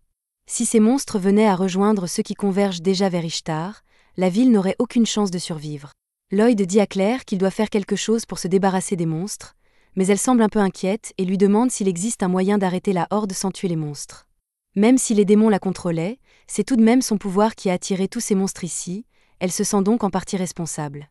Lloyd comprend que Claire se soucie des monstres, alors il promet de trouver un plan pour sauver la ville et réduire au minimum les pertes parmi les monstres. Mais pour cela, il aura besoin de son aide, alors il lui demande si elle peut utiliser sa magie pour renvoyer les monstres dans leur habitat naturel. Claire répond que c'est possible, mais qu'elle n'est pas sûre d'y parvenir avec un groupe aussi important réuni au même endroit. Lloyd lui demande si cela changerait quelque chose s'il utilisait sa magie de soutien pour renforcer ses capacités. Claire n'est pas sûre que cela fonctionnera, mais elle est prête à essayer. Elle tente d'utiliser sa magie pour communiquer avec les monstres, mais avant qu'elle ne puisse activer le sort, celui-ci est interrompu par quelque chose dans la forêt, et elle ne pourra rien faire tant qu'ils n'auront pas trouvé la cause de cette interférence. Pendant ce temps, à la guilde, Allen a convoqué une réunion avec tous les aventuriers restés dans la ville, mais il est déçu par la faiblesse de chacun. Shena lui explique que tous les groupes de rang A et supérieur ont été envoyés en mission, et que seuls ceux de rang B et inférieur sont restés, ce qui n'est certes pas idéal, mais qu'il ne devrait pas les insulter ainsi. Allen traite les aventuriers de rang B comme de simples pions jetables, et ceux-ci commencent à se mettre vraiment en colère. Mais avant que les choses ne s'enveniment, le directeur de la guilde intervient et demande à tout le monde de se calmer. Ils sont là pour combattre les monstres, pas pour se battre entre eux, ils n'ont donc pas le temps de se disputer ainsi. Allen accepte de cesser de manquer de respect aux autres aventuriers, et comme ils ont besoin d'un plan d'attaque, il se lève et annonce qu'il veut que tous les mages lancent leurs sorts d'attaque les plus puissants au début de la bataille pour éliminer 10 monstres chacun, et pendant que les mages récupèrent leur mana, Allen et le reste des combattants se précipiteront pour gagner du temps. Il a l'intention de répéter le cycle autant de fois que nécessaire jusqu'à ce que tous les monstres aient été vaincus, et en théorie, ce n'est pas une mauvaise stratégie, mais les aventuriers disent à Allen qu'ils n'ont pas la puissance de feu nécessaire pour y parvenir. Au mieux, leurs sorts les plus puissants ne suffiraient qu'à éliminer un seul monstre, il est donc impossible qu'ils puissent tuer 10 monstres chacun. Allen commence à les traiter tous d'incompétents, mais Mia prend alors la parole et dit qu'elle non plus ne serait pas capable d'y arriver. Allen lui demande de quoi elle parle. Alors elle explique qu'il y a quelque temps, la puissance de ses sorts a soudainement diminué et qu'elle n'a plus été capable d'utiliser la magie aussi efficacement depuis. Et elle n'est pas la seule dans ce cas, Shena, Lulu et Rina ont toutes remarqué une baisse considérable de leur puissance, et tout a commencé le lendemain du départ de Lloyd. Allen les accuse toutes de lui avoir menti au sujet de leurs compétences, mais Rina lui répond que personne ne lui a jamais menti. En fait, la même chose devrait lui arriver aussi, et s'il s'était consacré ne serait-ce qu'un peu à son entraînement, il aurait peut-être compris qu'il était devenu plus faible, mais il était trop occupé à se prélasser dans la gloire d'être un héros. Elle lui dit sans détour qu'il ne mérite pas son titre, et tout cela a été dit devant tous les aventuriers de Baran, alors Allen est embarrassée et tente de prouver sa force en frappant Rina de toutes ses forces. Cependant, elle arrête sans effort son coup de poing avec sa paume, et si c'était moi, je raccrocherais mon épée et deviendrais fermier sur le champ, car je ne suis clairement pas fait pour ça. Et toute la guilde a vu la scène, donc il est impossible qu'Allen puisse jamais rétablir sa réputation, surtout après avoir passé la dernière demi-heure à traiter tout le monde ici de faible. Il s'enfuit de la guilde, embarrassé, et les aventuriers se demandent tous comment quelqu'un comme lui a pu devenir un héros. Ils ne peuvent clairement pas compter sur lui pour les sauver, alors ils se demandent tout ce qu'ils doivent faire, car les monstres ne tarderont pas à attaquer. Ils commencent à envisager d'abandonner la ville, mais Rina dit à tout le monde de se calmer, car elle est toujours prête à rester et à se battre. Les aventuriers sont rassurés de savoir qu'une personne aussi compétente que Rina est toujours à leur côté, mais Rina ne peut nier que la situation est vraiment mauvaise. Elle demande donc en premier lieu à tout le monde s'ils ont vu récemment un homme nommé Lloyd. Pendant que Rina est occupée à le chercher, Lloyd est toujours dans la forêt avec Claire, et ils viennent de trouver un cristal magique caché dans les bois. Cet objet est identique à ceux que Lloyd a déjà vus, et l'énergie sombre qui s'en dégage est probablement ce qui interfère avec le sort de Claire. À moins de le détruire, elle ne pourra pas reprendre le contrôle des monstres. Cependant, c'est plus facile à dire qu'à faire, car il y en a au moins une douzaine disséminés dans toute la forêt, et les trouver va être très difficile. Lloyd reconnaît que fouiller toute la forêt prendrait une éternité, alors il demande à Claire si elle peut sentir l'emplacement des cristaux, puisqu'ils utilisent son pouvoir.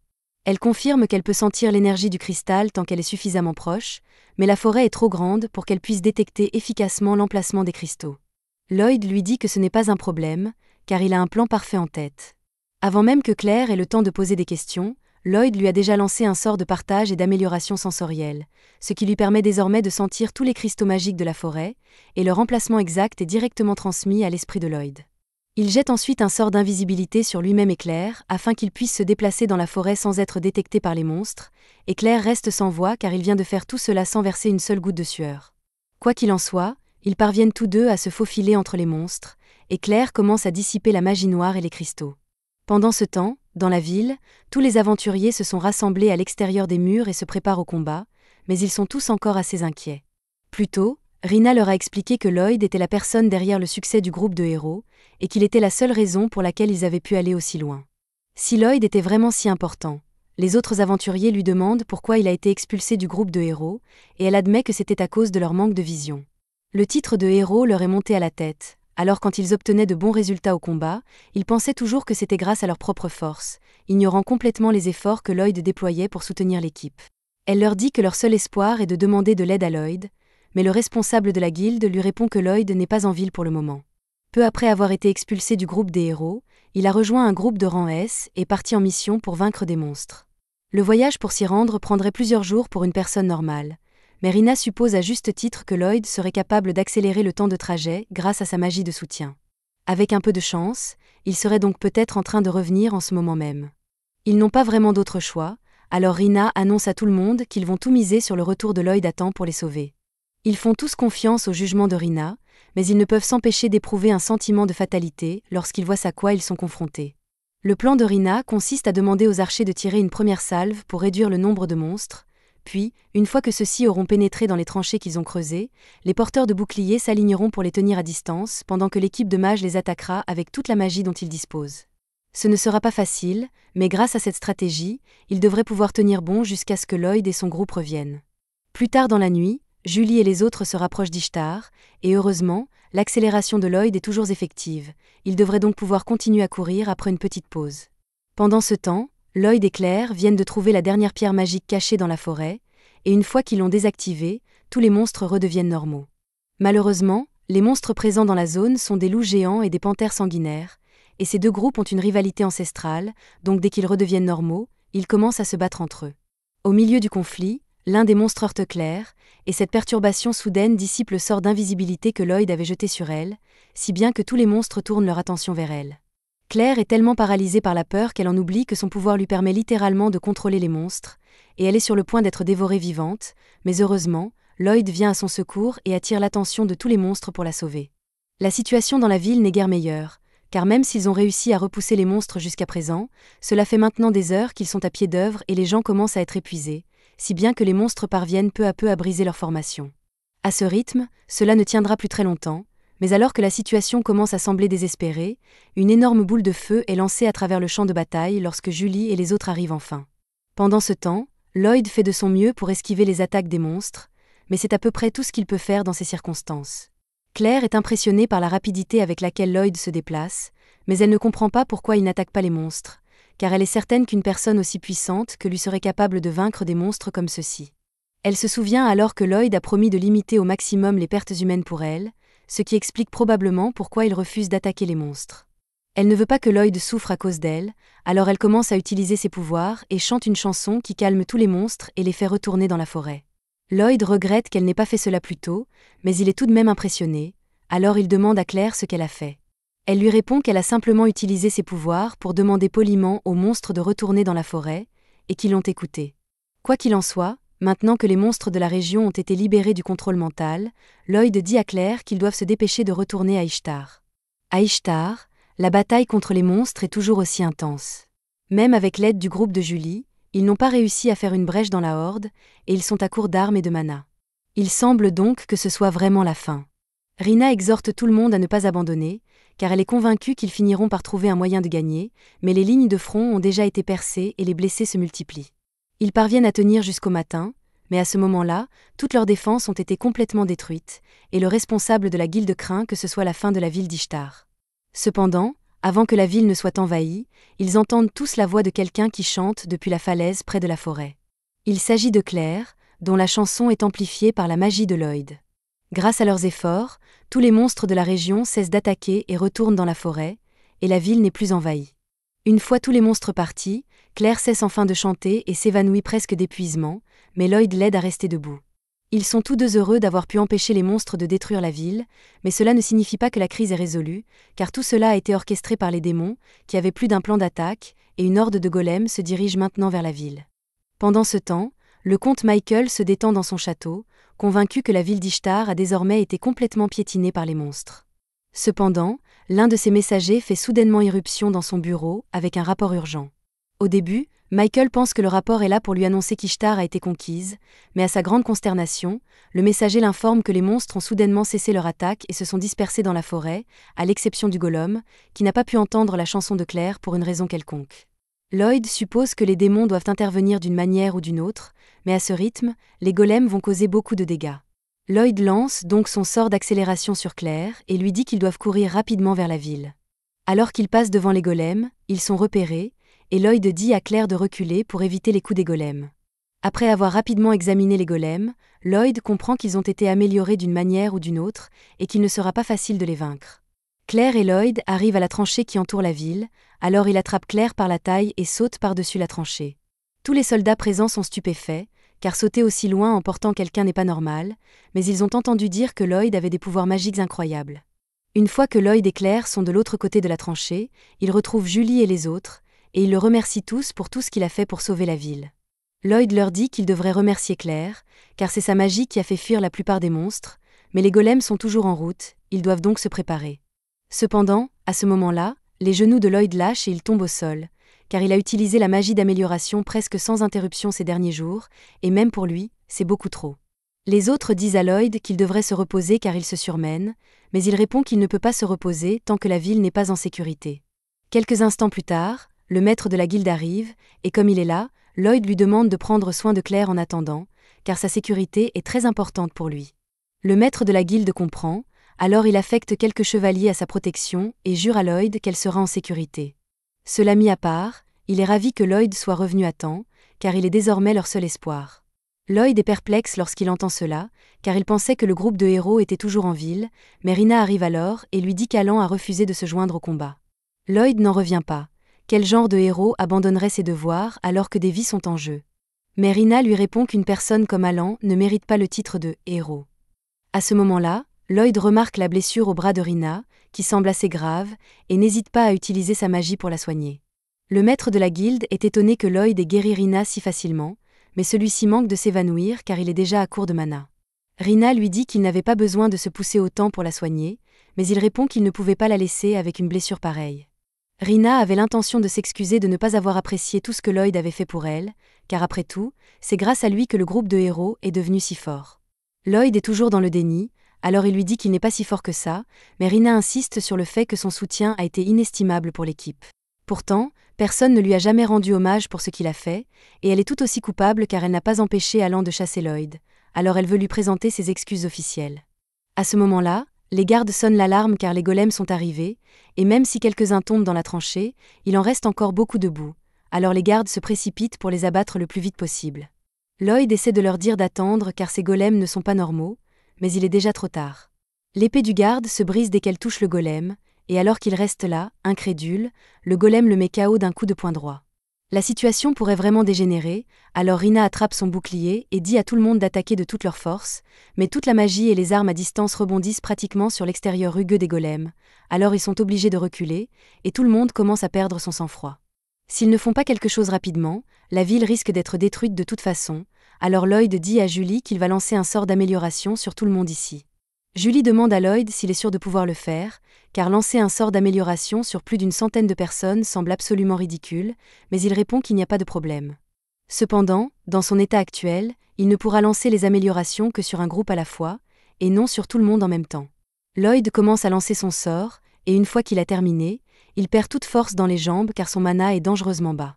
Il dit aux autres qu'il vient de lancer un sort d'augmentation de force sur toutes les lignes de front et un sort d'augmentation de mana sur tous les mages. Il a également utilisé un sort d'amélioration sur E4, mais ils doivent se dépêcher car il ne sait pas combien de temps les effets dureront dans son état actuel. Julie comprend. Alors que les golems continuent leur approche, elle monte au sommet d'une des tours et crie à tous ceux qui se trouvent sur le champ de bataille que Lloyd vient de lancer un sort d'amélioration sur eux tous, et qu'ils devraient donc être en mesure de combattre les golems. Naturellement, les soldats ont du mal à croire que Lloyd ait vraiment lancé un sort sur eux tous aussi rapidement, et ils hésitent à agir. Mais lorsqu'un d'entre eux est sur le point d'être écrasé par un golem, Rina se précipite et bloque le coup, après quoi Julie saute de la tour et coupe le golem en deux. Le premier golem étant vaincu, Rina lève son bouclier et dit à tout le monde que c'est la preuve que la magie d'amélioration de Lloyd est efficace. Maintenant que tout le monde en a vu la preuve, ils se rendent compte qu'ils se sentent beaucoup plus forts qu'il y a un instant, et qu'avec l'aide de Lloyd, ils pourraient finalement gagner. Pendant ce temps, Lloyd demande à Cross d'aller aider l'unité magique à l'arrière, tandis que Daga et Silica doivent se rendre au front dès que possible. Quant à Lloyd, il est sur le point de s'effondrer, alors l'un des gardes court pour l'aider à se relever et le conduit au fort afin qu'il puisse se reposer. Grâce au coup de pouce de la magie de Lloyd, les aventuriers détruisent les golems les uns après les autres, et Lloyd les encourage depuis l'une des tours. Mais alors qu'ils sont sur le point de vaincre le dernier golem, la magie d'amélioration cesse soudainement de faire effet, et les aventuriers se retrouvent à nouveau impuissants face à lui. Ce n'est peut-être qu'un seul golem, mais si aucune de leurs attaques ne parvient à l'arrêter, il causera des ravages s'il parvient à entrer dans la ville. Julie court devant lui pour lui barrer la route, et juste au moment où il s'apprête à frapper, Rina la pousse hors de son chemin afin que Daga puisse bloquer le coup. Cependant, ils ne pourront pas le retenir longtemps comme ça, et Lloyd sait qu'il doit faire quelque chose pour aider. Ses réserves de mana sont presque épuisées à ce stade, mais il parvient tant bien que mal à rassembler suffisamment d'énergie pour renforcer l'épée de Julie. Julie comprend ce que Lloyd a fait, alors elle demande à Daga et Rina de la couvrir un instant. Les deux lèvent leur bouclier tandis que Julie saisit son épée, et juste au moment où il bloque le coup de poing du golem, Julie en profite pour courir sur son bras et lui trancher la tête. La ville d'Ishtar est ainsi sauvée, et Lloyd pousse un soupir de soulagement, car il peut enfin se reposer. Au château de Michael, le général fait irruption, car il vient d'apprendre que la fille bête qu'ils avaient capturée pour leur plan s'est échappée, et il veut une explication. Cependant, dès que Michael a réalisé que l'attaque avait échoué, il a su que le général serait furieux, alors il a fait ses valises et s'est enfui. Le général est fou de rage, et après avoir saccagé le bureau de Michael, il décide de tuer la personne qui a interféré avec ses plans. Pendant ce temps, dans la ville, Lloyd se réveille dans une auberge, et peu après, Julie vient voir comment il va. Elle est contente de le voir réveillé, car il était tellement épuisé qu'il a dormi toute la journée. La première chose que fait Lloyd est de s'excuser, car il se reproche de ne pas être assez fort, mais Julie en a assez de le voir se sous-estimer, alors elle lui dit de la suivre, car il y a quelque chose qu'il doit voir. Elle conduit Lloyd jusqu'à la porte d'entrée et lorsqu'elle l'ouvre, Lloyd voit une foule immense rassemblée dehors, qui l'attend. Il panique et referme la porte, car il n'a jamais vu une foule aussi nombreuse l'appeler auparavant. Julie lui dit qu'ils sont là uniquement pour remercier leur sauveur et qu'il est impoli de leur claquer la porte au nez, alors il devrait sortir et les saluer comme il se doit. Cependant, lorsqu'elle ouvre à nouveau la porte, Lloyd a déjà sauté par la fenêtre et fait le tour du pâté de maison pour éviter la foule. Pendant ce temps, chez Merlin, Vil lui rend visite, mais alors qu'il s'apprête à ouvrir la porte, une énorme explosion se produit. Merlin sort alors, et Vil lui dit qu'une explosion n'est pas une façon d'accueillir un invité, mais pour sa défense, elle pensait qu'il s'agissait d'un intrus. Vil ne s'en formalise pas puisqu'il n'a pas été touché, et Merlin est toujours impressionné par la façon dont Vil parvient toujours à sortir indemne de ses sorts. En entrant, Vil retrouve Thor et Lely, deux de ses anciens coéquipiers et ceux de Merlin, à l'époque où ils étaient héros, et cela fait des lustres qu'ils ne se sont pas tous retrouvés ainsi. Merlin demande à Vil s'il a des nouvelles de Lloyd, et il lui répond que Lloyd a en fait été expulsé du groupe de héros il y a quelque temps. Merlin est choqué d'apprendre cela et ne comprend pas pourquoi le groupe de héros ne veut plus de Lloyd dans son équipe, mais Vil lui dit qu'il n'y a pas lieu de s'inquiéter, car Lloyd fait désormais partie d'une équipe de rang S, donc tout va bien pour lui. Merlin est soulagé d'entendre cela, mais Vil a autre chose à lui dire. Même s'il n'a jamais parlé à Lloyd, il a observé suffisamment longtemps pour savoir que Merlin a dû avoir des méthodes parentales terribles. De retour en ville, Lloyd observe depuis le sommet d'un immeuble les foules qui envahissent les rues à sa recherche, sans comprendre ce qui se passe. À ce moment-là, ses amis le trouvent là-haut et il leur demande pourquoi tant de gens le recherchent. Il lui explique que les gens veulent simplement lui montrer leur gratitude pour ce qu'il a fait pour sauver la ville. Cependant, Lloyd ne pense pas mériter cette gratitude car, pour lui, il n'a fait que le strict minimum pour aider, mais Julie lui dit qu'il se dévalorise à nouveau. Il semble constamment se fixer des attentes irréalistes et se torturer sans raison. Ils lui disent donc tous qu'ils pourraient avoir un peu plus confiance en lui, et pour la première fois, Lloyd semble comprendre ce qu'ils veulent dire. Chez Merlin, Vil lui dit que Lloyd est beaucoup trop modeste pour son propre bien et qu'il ne se rend pas compte à quel point il est fort, et que c'est donc un miracle qu'il ait trouvé une équipe qui ne profite pas de lui. Merlin se rend compte qu'elle a peut-être fait une erreur dans la façon dont elle a formé Lloyd, mais elle ne voulait simplement pas qu'il répète les mêmes erreurs qu'elle. Pendant ce temps, dans la ville, Lloyd accepte enfin d'aller rencontrer la foule, et tout le monde commence à le remercier de leur avoir donné la force de se battre. Pour eux, Lloyd est le nouveau héros d'Ishtar, et quant à Alan, lui et les autres sont maintenant dans une situation très difficile. Je ne sais pas ce qu'il avait en tête, mais refuser d'aider sans raison pendant une crise lui fait automatiquement perdre son titre de héros, et donc son statut élevé. Son ego lui interdit de rester dans une ville où Lloyd est le héros, alors il dit à tout le monde de faire ses valises, et ils partent dès que possible, les filles le suivant à contre-cœur. Le lendemain, Lloyd et les autres sont convoqués au château du Seigneur, et lorsqu'ils arrivent, ils sont tous surpris de trouver Claire qui les attend également. Julie lui demande si elle a également été convoquée par le Seigneur, mais quelques instants plus tard, le Seigneur apparaît et explique que Claire est en fait une invitée d'honneur ici. Ils s'assoient tous, et le Seigneur Abel leur apprend que Claire est en fait la 3e princesse de l'Empire de la Forêt, elle est donc plutôt importante. Lloyd et les autres ignoraient totalement que Claire était une princesse, ce qui leur cause un choc considérable. Mais cela mis à part, Abel leur demande ce qu'ils pensent du pouvoir de Claire après avoir vu de leurs propres yeux ce dont il est capable. Lloyd lui répond que c'est certes incroyable, mais aussi terrifiant, car entre de mauvaises mains, cela pourrait causer un véritable chaos. C'est précisément pour cette raison qu'Abel affirme qu'ils ne peuvent pas laisser Claire retomber entre les mains des démons. L'Empire va bientôt vouloir récupérer sa princesse, alors Abel a une mission spéciale pour le groupe de Julie. Il leur demande d'escorter Claire jusqu'à la capitale royale, Sylphie. Normalement, ce serait le travail des chevaliers royaux, mais cela attirerait trop l'attention, et Abel ne veut pas risquer d'alerter les démons de la présence de Claire. Il est clair que les démons convoitent le pouvoir de Claire, et Lloyd est certain qu'ils n'abandonneront pas si facilement. Lui et le reste de l'équipe acceptent donc de l'escorter jusqu'à la capitale, et le lendemain matin, ils se mettent en route. 10 jours passent, et le groupe est toujours en route vers la capitale, et Julie commence à se demander combien de temps il leur reste à parcourir. Daga dit qu'il devrait bientôt arriver à une ville pour pouvoir se reposer une fois sur place, et cette ville est justement spécialisée dans les sources chaudes, alors Julie demande à Claire si elle veut en visiter une fois arrivée. Claire dit qu'elle n'a en fait jamais eu l'occasion de profiter d'une source chaude auparavant, et Julie crie de stupeur parce que Claire passe vraiment à côté de quelque chose. Pendant ce temps, les autres sont allongés sous un arbre et parlent de la gentillesse de Julie envers Claire depuis le début du voyage. Cela s'explique en partie par le fait que Julie est simplement une personne amicale, mais cela aide aussi à réduire la tension puisqu'il est stressant de se rappeler qu'ils sont techniquement en fuite face aux démons. Le groupe finit par arriver à la ville, donc la première chose qu'ils font est de se rendre, sur la suggestion de Julie, à une source chaude. Julie et Silica ne perdent pas de temps à se baigner, et elles ne prêtent guère attention au fait étrange qu'il n'y ait aucun autre client aux alentours. Claire, quant à elle, est trop nerveuse pour enlever sa serviette puisqu'elle n'a pas l'habitude de se baigner avec d'autres personnes, et c'est un peu embarrassant. Silica et Julie comprennent ce qu'elle ressent, mais elles lui disent qu'il n'y a pas de quoi être gênée puisqu'elles sont toutes des filles ici. Claire finit par céder et accepte de se baigner avec elle, mais seulement à condition qu'elle ne la fixe pas trop. Quelques minutes plus tard, Julie fixe droit sur le corps de Claire, et alors que Claire commence à penser qu'elle est bizarre, Julie la complimente pour sa silhouette fine. Elle dit que cela convient à une princesse, mais Claire est toujours insécure parce qu'elle n'a nulle part des formes aussi généreuses que celles de Silica. La poitrine de Julie est aussi assez volumineuse, mais Silica dit que c'est juste parce que Julie a grossi ces dernières semaines. Julie se lève pour argumenter, mais ensuite elle se souvient de tous les desserts et de la viande qu'elle a mangé récemment, et il devient clair que Silica avait raison, mais Julie n'aime toujours pas le fait qu'on se moque d'elle. Et pendant que Julie et Silica sont occupés à se disputer sur la taille de leur poitrine, Daga, Cross et Lloyd se lavent mutuellement le dos de l'autre côté du mur, entendant chaque mot. Daga et Cross font de leur mieux pour bloquer les pensées impures, mais Lloyd a autre chose en tête pour le moment. Puisque les démons veulent reprendre Claire, ils vont certainement tenter quelque chose pour l'atteindre. Il est peu probable que les démons soient capables de lancer une attaque à grande échelle dans le royaume, mais une unité d'élite plus réduite est beaucoup plus plausible, donc Lloyd doit élaborer des contre-mesures. Le plan initial était que le groupe reste en ville pour une nuit et reprenne la route demain matin, mais Lloyd convoque une réunion et dit à tout le monde qu'il aimerait passer les prochains jours dans cette ville parce qu'il a quelques préparatifs à faire. Daga dit qu'il veut aussi rester en ville puisqu'il prévoyait d'améliorer son équipement, et Silica dit qu'elle pourrait profiter du temps pour expérimenter un peu avec sa magie, donc elle est partante aussi. Quant à Cross, cela ne lui importe pas vraiment.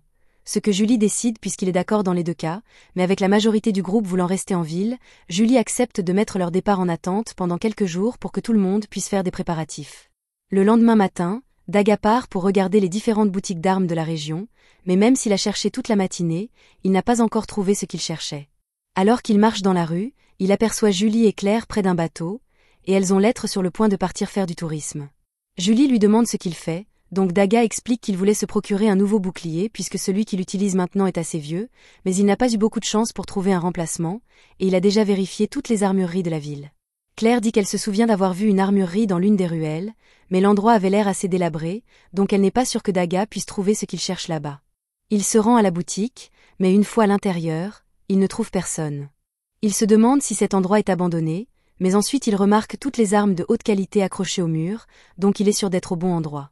Juste à ce moment, le propriétaire sort, et il commence par crier parce qu'il pense que Daga est l'un des Juliens, qui aime semer le trouble dans sa boutique, mais Daga n'a aucune idée de ce dont il parle et lui dit qu'il est juste venu ici parce qu'il veut jeter un coup d'œil, donc le vieil homme s'excuse pour le malentendu et le laisse continuer à regarder. Pendant que Daga examine la sélection de boucliers, un groupe de types entre dans la boutique, et leur chef, Karen, se met à crier pour que le vieil homme vienne. Juste à ce moment, Karen remarque Daga là-bas, et il est surpris de voir que cet endroit actualise un client, alors il lui crie de manière odieuse et lui demande s'il est vraiment là pour magasiner. Daga ne sait pas ce que ces types manigent en scène, mais il confirme qu'il est là parce qu'il veut acheter une arme, et dès qu'il dit cela, les types éclatent de rire. Il suppose que Daga doit être un aventurier de bas rang s'il magasine dans cet endroit délabré, mais juste à ce moment, le propriétaire sort, et il a l'air furieux. Karen sourit avec suffisance au propriétaire et lui demande comment les affaires ont été pour lui l'Atli, mais il connaît déjà la réponse parce qu'il s'est assuré d'interférer avec les affaires de l'homme à chaque occasion. D'après ce que Daga a entendu, il réalise que Karen et son gang doivent harceler le vieil homme. Alors il intervient, mais les amis de Karen lui disent qu'il ferait mieux de s'occuper de ses affaires parce que Karen ici est un rang A, et il n'y a personne en ville qui soit plus fort que lui. Du moins. Ce serait le cas si un porteur de bouclier de rang S ne se tenait pas juste devant lui. Cependant, Karen n'a aucune idée du rang de Daga, alors il continue de se féliciter d'être rang A. Daga demande ce qu'un aventurier de rang a comme lui fait à harceler un vieil homme, donc Karen explique qu'il a essayé d'obtenir que l'homme lui vende un artefact, mais chaque fois qu'il vient ici, l'homme le refuse parce qu'il dit que Karen n'en est pas digne. Il ne veut pas vendre cet artefact à quelqu'un qui ne serait pas capable de tirer son plein potentiel, mais Karen n'accepte pas non pour réponse, alors il dit qu'il va juste battre le vieil homme jusqu'à ce qu'il le lui remette. Dès que Karen dit cela, Daga intervient et le traite de honte pour tous les aventuriers ne serait-ce que pour penser à faire une chose pareille. Un des amis de Karen se met en colère et lance un coup de poing à Daga, mais c'était faible, donc Daga attrape son bras et le lui tord dans le dos. Il sort ensuite son bouclier de son stockage et expulse tout le groupe de la boutique, laissant Karen incroyablement confus parce qu'il pensait que Daga n'était qu'un aventurier de bas rang quelconque, mais Daga sort calmement sa carte d'aventurier et les informe qu'il est rang S il l'aurait mentionné plus tôt, mais il trouve que se vanter de son rang est pathétique, donc il ne voulait pas s'abaisser à leur niveau.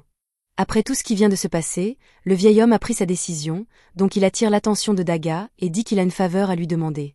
Pendant ce temps, de retour à l'auberge, Lloyd est occupé à travailler sur sa magie quand Julie et Claire reviennent de leur tourisme. Julie lui demande ce qu'il fait, donc il lui dit qu'il essaie d'améliorer ses sorts de soutien, bien qu'il envisage aussi d'apprendre de nouvelles magies, mais il ne sait pas quoi essayer. Julie suggère que Lloyd devrait apprendre quelques sorts d'attaque, et il dit qu'il pourrait le faire, mais il ne pense pas que cela serait très utile puisque les sorts d'attaque de Silica sont sûrement meilleurs que tout ce qu'il pourrait faire, et pour une fois, Julie peut comprendre pourquoi Lloyd se sentirait inférieur puisqu'il est presque impossible de trouver un mage aussi puissant que Silica, donc sa magie n'est pas une blague. Pendant ce temps, Silica est dans la forêt pour s'entraîner à sa magie. Durant la dernière bataille, si Lloyd et Claire n'étaient pas arrivés quand ils l'ont fait, alors elle est certaine qu'ils seraient morts. Elle ne peut pas continuer à compter sur Lloyd pour sauver la situation, donc elle veut devenir plus forte, et pour cela, elle va devoir améliorer ses sorts. Elle passe les quelques heures suivantes à travailler sur un sort de feu de haut niveau, mais jusqu'à présent, elle n'a pas réussi à le faire fonctionner sans qu'il n'explose à sa figure. Cependant, elle refuse d'abandonner parce que cela fait partie du processus d'apprentissage. De retour à l'auberge, Lloyd et les autres prennent le thé, et Julie lui dit que ce n'est pas exagéré de dire que Silica est un génie en matière de magie, mais son talent brut pour la magie n'est pas ce qui la rend spéciale. C'est le fait qu'elle n'abandonnera pas jusqu'à ce qu'elle maîtrise un sort, peu importe la difficulté ou le temps que cela prend, et cette résilience est démontrée en ce moment parce que Silica travaille encore dur à l'entraînement de son nouveau sort, et elle commence enfin à faire des progrès parce qu'il n'a pas explosé à sa figure cette fois.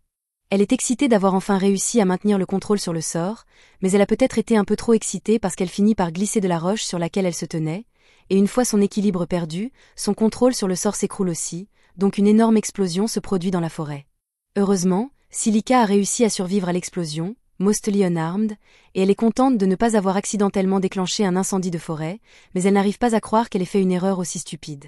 Quand elle est en public, elle fait toujours attention à son environnement, mais quand elle est seule, elle a tendance à trop baisser sa garde. Ses vêtements sont pritimuche ruinés maintenant, donc elle pense qu'elle devrait arrêter son entraînement ici et rentrer pour aujourd'hui. Cependant, un moment plus tard, elle entend quelque chose bouger dans les buissons, et la première pensée qui lui traverse l'esprit est que ce pourrait être un monstre. Auquel cas elle est fichue parce qu'elle a pritimuche déjà épuisé ses réserves de magie, mais heureusement, il s'avère que c'est Daga. Ils sont tous les deux surpris de se voir, donc Silica demande à Daga ce qu'il fait ici, et c'est une longue histoire. Quand le vieil homme a dit qu'il avait une faveur à demander, il a montré à Daga un grand bouclier forgé par l'un des meilleurs forgerons d'Orient. Ce bouclier est connu sous le nom d'Aegis, et Karen essayait de mettre la main dessus parce qu'il est capable de bloquer n'importe quelle attaque et est pratiquement indestructible. Daga pouvait dire d'un coup d'œil que le bouclier était spécial, mais le vieil homme lui dit qu'il est très lourd, donc la plupart des aventuriers ne pourraient pas le manier correctement. C'est pourquoi il a refusé de laisser Karen l'acheter parce qu'il ne supportait pas de voir une telle œuvre d'art gaspillée entre les mains d'un aventurier incapable. De plus, Karen était vraiment agaçant, donc il ne le lui aurait pas vendu même s'il avait été assez fort pour l'utiliser. Cependant, c'est une autre histoire avec Daga, donc le vieil homme dit qu'il est prêt à simplement lui donner le bouclier. Daga est surpris et demande s'il est vraiment correct pour l'homme de donner un bouclier aussi précieux, et l'homme dit que c'est bon, mais il a une condition. Depuis ce matin, les gens entendent d'étranges explosions dans la forêt, et ils ont tous trop peur pour aller vérifier, donc l'homme voulait que Daga enquête en échange du bouclier. Silica savait que les explosions étaient bruyantes, mais elle ne savait pas que son entraînement effrayait autant les gens de la ville. Cependant, Daga pointe le cratère géant au sol et lui dit qu'il est difficile de ne pas avoir peur quand des sorts capables de faire autant de dégâts sont lancés. Après cela, Daga amène Silica au vieil homme, et elle s'excuse profusément pour tout le trouble qu'elle a causé. L'homme dit que tout va bien puisque Silica a réparé le cratère qu'elle a créé, donc il n'y a pas eu de mal.